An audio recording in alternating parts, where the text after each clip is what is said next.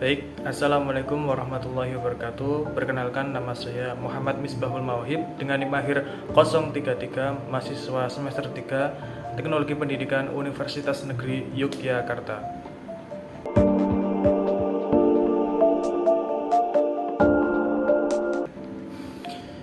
Baik, di sini saya akan membahas sedikit tentang materi mata kuliah pedagogi kritis yang telah saya pahami. Pada mata kuliah pedagogi kritis ini, yang pertama membahas tentang paradigma ilmu sosial, paradigma positivistik, paradigma post-positivistik, paradigma kritis, konstruktivistik, dan praktik teknologi pendidikan. Pertama, paradigma positivistik menekankan pada penggunaan metode ilmiah dan penelitian empiris sebagai landasan untuk memperoleh pengetahuan yang objektif. Namun ada juga paradigma post-positivistik yang mengakui bahwa pengetahuan tidaklah sepenuhnya objektif karena bisa dipengaruhi oleh konteks sosial dan budaya yang ada. Kemudian ada paradigma kritis yang menyoroti bahwa pengetahuan tidaklah netral dan dapat digunakan sebagai alat untuk memperjuangkan keadilan sosial. Dan yang terakhir, paradigma konstruktivistik yang menitik beratkan pada peran aktif siswa dalam membangun pengetahuan mereka sendiri melalui interaksi dengan lingkungan dan pengalaman. Ketika kita memahami perbedaan dan implikasi dari masing-masing paradigma ini, kita dapat lebih baik membentuk strategi pembelajaran yang sesuai dengan tujuan pendidikan dan kebutuhan para siswa.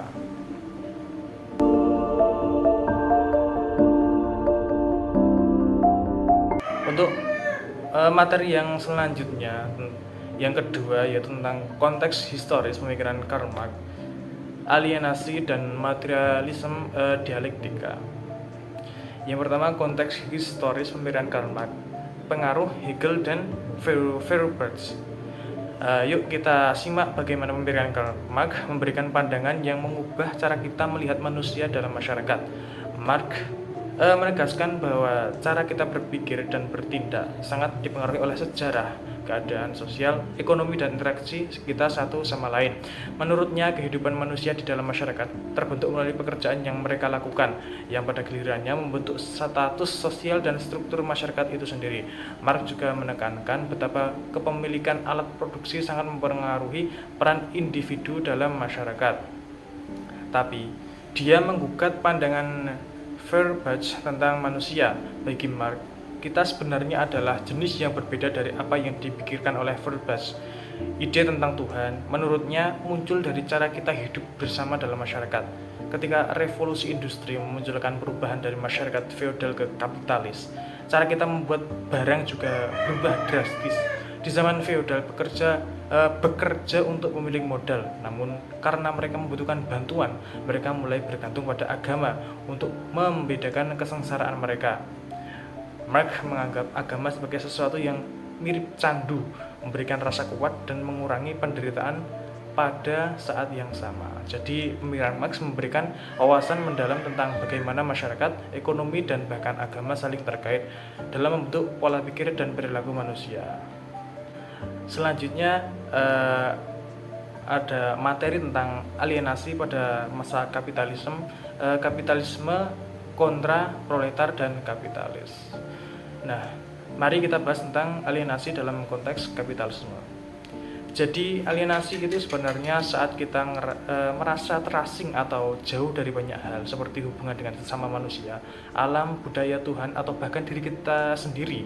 Dalam pandangan Marxisme, konsep ini jadi pusat pembahasan karena Marx lihat ini sebagai dampak besar dari sistem kapitalisme terhadap manusia. Menurut Marx, di dalam sistem produksi kapitalis, kerja manusia sudah tidak sesuai lagi dengan hakikat sejati sebagai manusia. Ini yang menjadi masalahnya.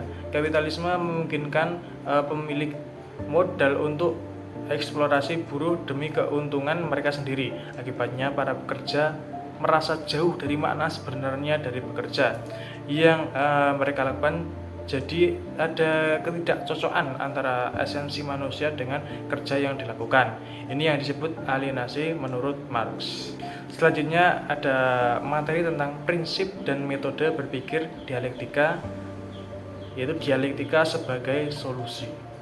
Ada satu pendekatan pemikiran yang menarik ini, namanya dialektika. Konsep ini meyakini bahwa setiap perkembangan di dunia ini terjadi karena adanya konflik. Jadi Marx dan Engels, dua tokoh penting dalam pemikiran ini, mereka mengkaji sejarah dunia berdasarkan keyakinan ini. Menurut Marx, sejarah manusia itu sebenarnya serangkaian konflik, dan konflik yang paling kentara saat itu adalah antara kaum buruh dan kaum kapitalis. Jadi mereka melihat konflik ini sebagai mesin penggerak yang membawa perubahan. Menurut mereka, konflik inilah yang mendorong perubahan dalam masyarakat.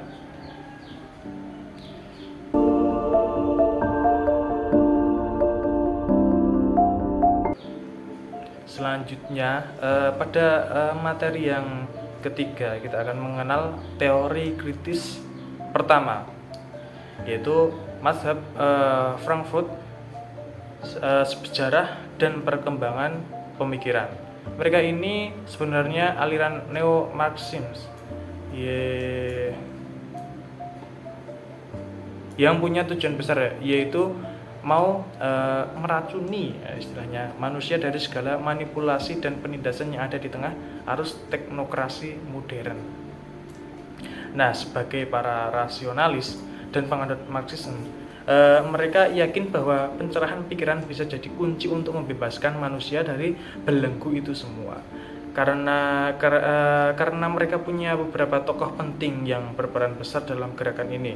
Antara lain ada Theodor W. Adorno, Max Horkheimer, Walter Benjamin, Herbert Marcuse, Alfred Schonritter, Leo Lowenthal, Franz Neumann, dan Franz Oppenheimer. Selanjutnya ada teori kritis Jürgen Habermas, yaitu communicative action. Nah, mari kita bahas tentang teori kritis Jürgen Habermas, salah satu tokoh penting dalam filsafat kritis. Nah, yang jadi ciri khas dari pemikiran kritisnya adalah fokusnya ya pada kritik terhadap hubungan sosial yang nyata. Jürgen Habermas ini pengen banget untuk merefleksikan baik masyarakat maupun dirinya sendiri, terutama dalam konteks interaksi antara struktur penindasan dan usaha untuk membebaskan diri sendiri. Yang keren dari pemikiran ini, mereka tidak cuma stuck di teori doang, tapi juga mengakui tanggung jawab mereka terhadap kondisi sosial yang beneran ada di dunia nyata. Salah satunya adalah teori communicative action. Habermas percaya bahwa tujuan besar dari teori kritis adalah untuk membebaskan manusia dari pembatasan sosial dan individu dengan cara memaksimalkan penggunaan bahasa dan kemampuan komunikasi dasar kita.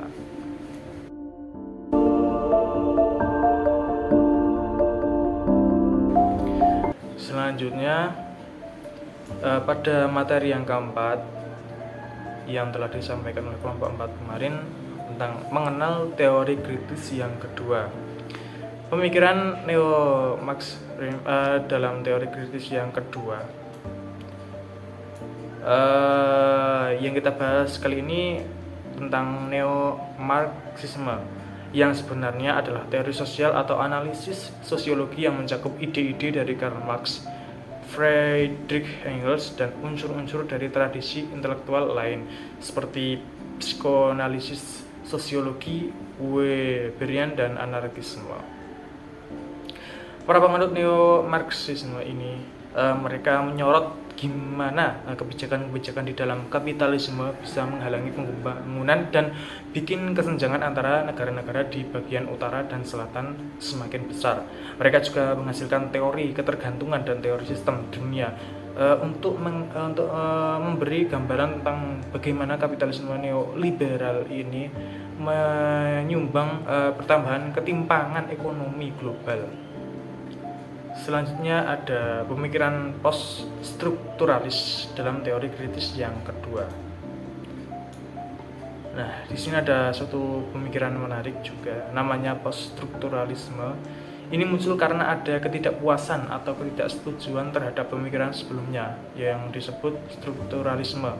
Jadi strukturalisme ini dibangun di atas prinsip dari Saussure yang membicarakan tentang bahasa sebagai sistem tanda yang harus dilihat dalam satu tahapan tunggal saja. Nah, poststrukturalisme ini seperti bereaksi terhadap ide itu. Mereka merasa tidak puas dengan pemikiran bahwa bahasa itu cuma satu sistem tanda saja.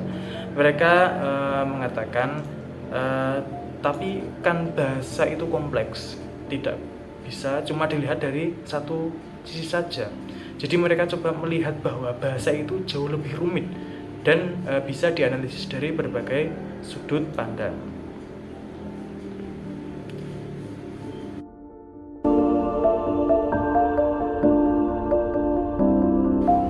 Oke, selanjutnya pembahasan yang kelima yaitu tentang feminisme. Nah, mari kita bahas tentang gerakan feminisme. Nama ini pertama kali muncul dari pemikir sosialis Prancis Carlos Fourier pada tahun 1837. Fourier punya tujuan besar, yaitu mau membebaskan manusia, baik laki-laki maupun perempuan, dari frustasi dan penindasan. Dia meyakini bahwa kemajuan sosial dalam masyarakat itu sebenarnya tergantung pada kebebasan perempuan. Fourier juga percaya bahwa perempuan punya peran penting dalam masyarakat, tapi sayangnya karena adanya penindasan dari kaum laki-laki, potensi yang mereka punya jadi terendam. Baginya, kalau perempuan diakui dan diberi kesempatan untuk mengaktualisasikan diri, bakal tercipta suatu keseimbangan alamiah antara sifat feminin dan maskulin.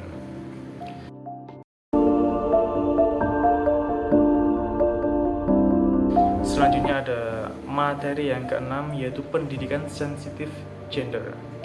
Nah, mari kita bahas tentang gender. Konsep yang menjelaskan perbedaan antara laki-laki dan perempuan. Ini bisa jadi bawaan dari kodrat, tapi juga ada hasil dari konstruksi sosial dan budaya yang kita pelajari dari lingkungan sekitar. Ini penting banget karena bantuan kita membedakan antara karakteristik yang bawaan dari lahir dan aspek gender yang bisa diubah-ubah. Konsep gender yang juga bikin perbedaan peran, tanggung jawab, dan fungsi antara laki-laki dan perempuan di dalam masyarakat. Tapi yang penting banget untuk dicatat, ini tidak melulu sifat yang bawaan dari lahir, tapi lebih hasil dari kesepakatan sosial yang bisa beda-beda dari satu waktu ke waktu dan dari tempat yang lainnya. Nah, dimensi-dimensi kesetaraan gender dalam pendidikan ini melibatkan beberapa aspek penting, kayak kesetaraan akses, kesetaraan dalam proses belajar, kesetaraan dampak dari proses pembelajaran, dan kesetaraan dalam hasil belajar yang lainnya.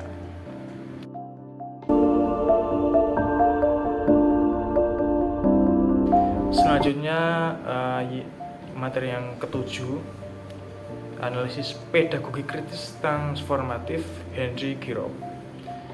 Nah, ayo kita kenalan dengan tokoh Henry Giraud, sosok keren dalam dunia pendidikan yang mengenal konsep pedagogi kritis.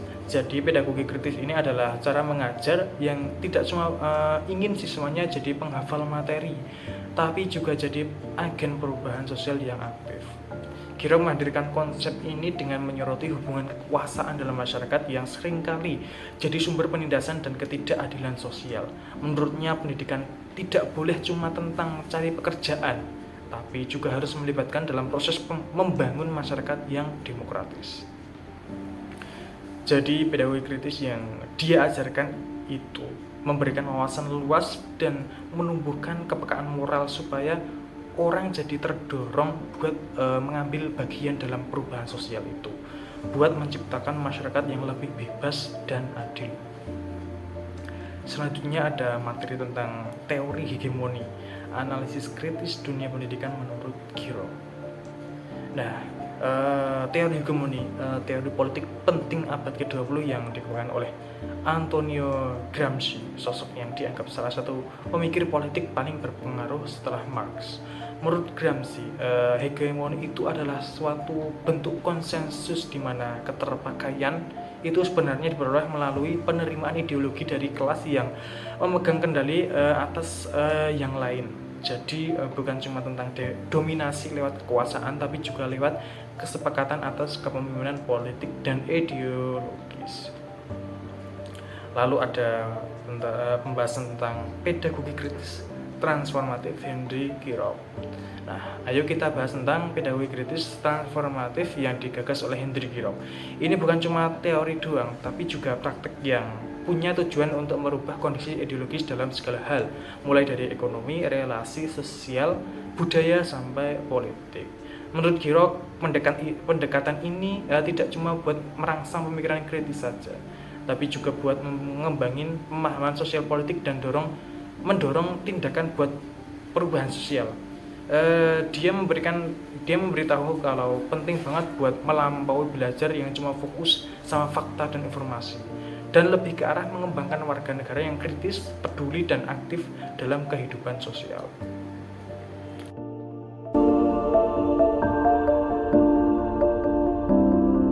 Selanjutnya pada materi yang ke-8 yaitu pendidikan alternatif dan kaum marginal. Di sini perbedaan pendidikan alternatif dan sekolah alternatif. Di sini pendidikan alternatif bukan pengganti dari sekolah formal, tapi lebih tentang mencari cara baru dalam materi, metode, dan kurikulum yang lebih cocok buat kebutuhan khusus individu atau kelompok. Pendidikan alternatif fokus banget pada pengembangan kompetensi seperti metode pengajaran, konsep-konsep, aplikasi, dan nilai-nilai yang bisa disesuaikan dengan keberagaman siswa. Yang beda, pendekatannya lebih individual, lebih perhatian ke masing-masing peserta didik, orang tua atau keluarga, dan pendidiknya. Jadi pengembangannya lebih berdasarkan minat dan pengalaman masing-masing individu.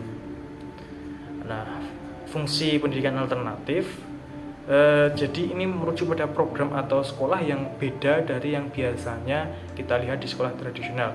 Tujuannya apa? Untuk memberikan pengalaman belajar yang unik buat siswa yang mungkin nggak bisa berkembang dengan baik di lingkungan sekolah biasa. Fungsi utama dari memberikan pengalaman belajar yang sesuai banget dengan kebutuhan minat dan kekuatan dari masing-masing siswa. Jadi bukan cuma melihat secara umum, tapi lebih ke arah menciptakan lingkungan belajar yang cocok banget buat perkembangan setiap individu.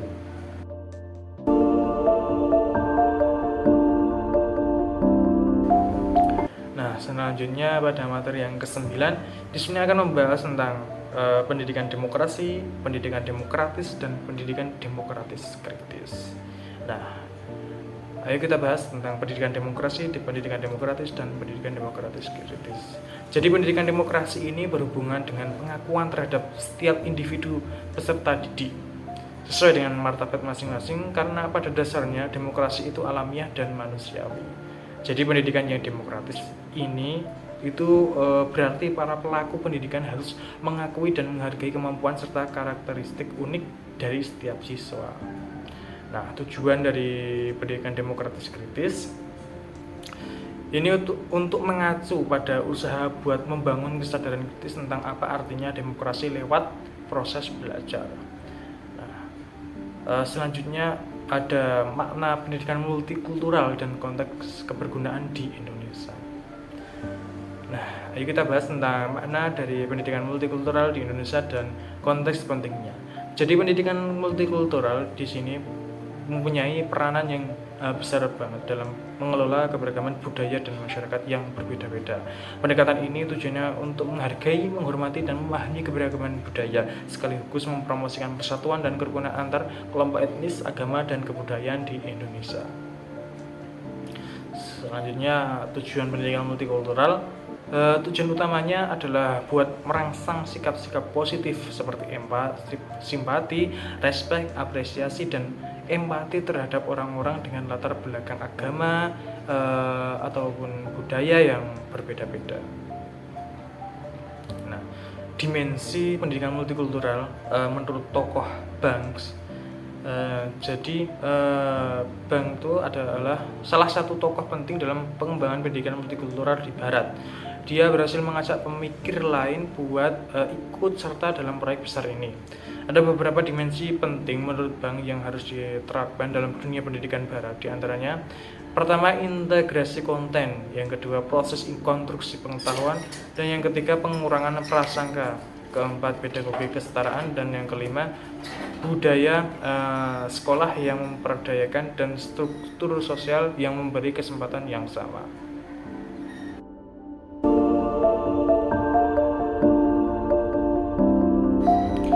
Lalu pada materi yang terakhir di sini membahas tentang analisis pemikiran Ivan Illich.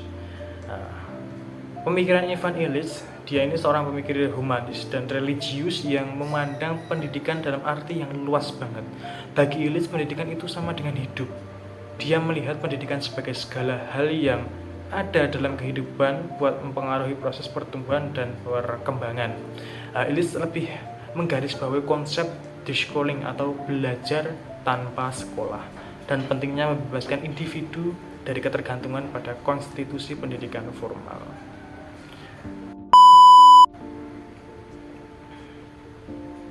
Baik, mungkin itu sedikit membahas tentang materi yang telah saya pelajari pada semester 3 ini pada mata kuliah pedagogi kritis. Mungkin kurang lebihnya mohon maaf. Saya akhiri. Wassalamualaikum warahmatullahi wabarakatuh.